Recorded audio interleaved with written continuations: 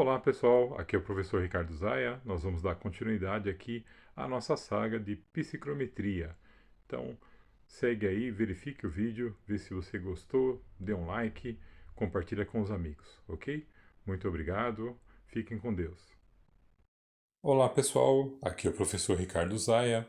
Nós vamos dar continuidade hoje aqui no assunto psicrometria que nós havíamos iniciado semana passada.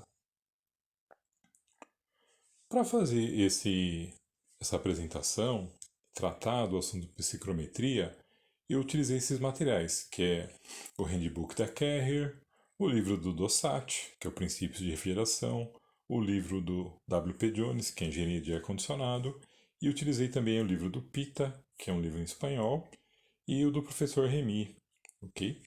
Recomendo aí todos esses livros aí. Se você tiver em dúvida aí, você já tiver no nível de engenharia, você pode começar aí pelo livro do W.P. Jones, que é bem interessante. Na aula passada, nós tínhamos falado do conceito de umidade relativa. Umidade relativa representa a quantidade de vapor de água que uma amostra de ar úmido pode ter, comparada à quantidade máxima de vapor que poderia ter a uma dada temperatura. Então, como exemplo, se a amostra possui 10 gramas de vapor de água e o máximo que ela pode ter é de 20 gramas, nós teremos 50% de umidade relativa. Agora, qual é a definição de umidade relativa? A umidade relativa é definida como a razão entre a pressão parcial de vapor de água, PV, numa dada temperatura T, e a pressão parcial que o vapor de água teria se estivesse saturado, PVS, a mesma temperatura T. Tá? Então, essa definição ela está lá no livro do W.P. Jones, na página 48. Bom, pessoal, para a gente calcular aí qual é a pressão de vapor, nós precisamos de uma tabela que normalmente você encontra nos livros de termodinâmica. O que eu fiz aqui? Eu peguei a equação que tem nesse livro do W.P. Jones para calcular essa pressão, que é essa que está aqui embaixo, ó, log de P e todo esse número que está na frente aí. Bom, se depois você tiver interesse, né, faz aí um comentário, se tiver bastante gente interessada, aí eu desenvolvo essa equação, como é que eu utilizei para calcular a pressão do vapor saturado. Tá? Com essa equação, entrando com a temperatura em graus Celsius, nós vamos encontrar a pressão em bar. Como o professor é gente boa, o que o professor fez? O professor ele veio aqui e criou uma tabela de pressão de vapor de água saturada. Com isso, fica mais simples, né? Só olhar na tabela ali o resultado. Então aqui, ó, nós temos a tabela. Com essa tabela eu determinei qual é a pressão em função da temperatura. A única coisa que eu mudei aqui, pessoal, é que eu coloquei isso em quilopascal para simplificar nossos cálculos posteriores. Bom, como é que a gente aplica aí a definição da umidade relativa? Coloquei um exemplo que é para determinar num data center que está numa condição de 22 graus Celsius e 50% de umidade relativa, a gente precisa saber qual é a temperatura na qual começa a ocorrer a condensação sobre as superfícies, ok? Então, para isso, primeiro que eu vou ter que fazer? Né?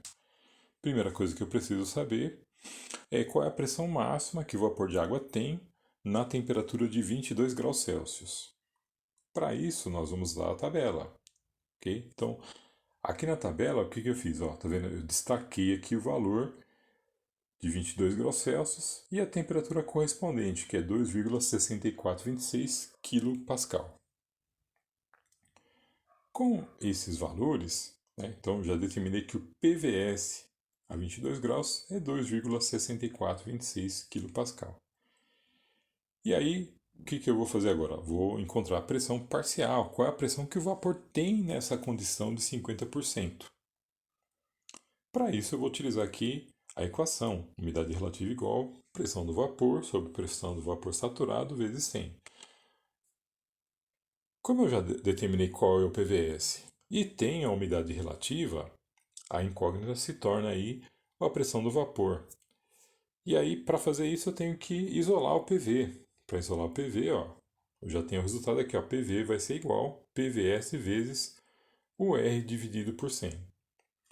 Como eu sei que a maioria dos alunos tem uma certa dificuldade com matemática, o que eu vou fazer? Vou mostrar esse isolamento do PV passo a passo. Então, nós temos aqui, ó, umidade relativa igual pressão de vapor dividido por pressão de vapor saturado vezes 100. Para eu poder eliminar, né, e passar o 100 para o outro lado, o 100 está multiplicando, ele passa dividindo. Então, para fazer isso, como é que é o procedimento matemático? Eu coloco aqui, ó, 100 dos dois lados da igualdade. Se eu fizer isso, qualquer número que eu colocar nos dois lados da igualdade, eu não altero a equação, ok? Então, coloquei aqui o R dividido por 100 igual a PV sobre PVS vezes 100 dividido por 100. Com isso, 100 dividido por 100, isso vai ser igual a 1, que é o elemento neutro da multiplicação. E a nossa equação fica o R dividido por 100 igual a PV sobre PVS. Vou fazer a mesma coisa para tirar o PVS de lá.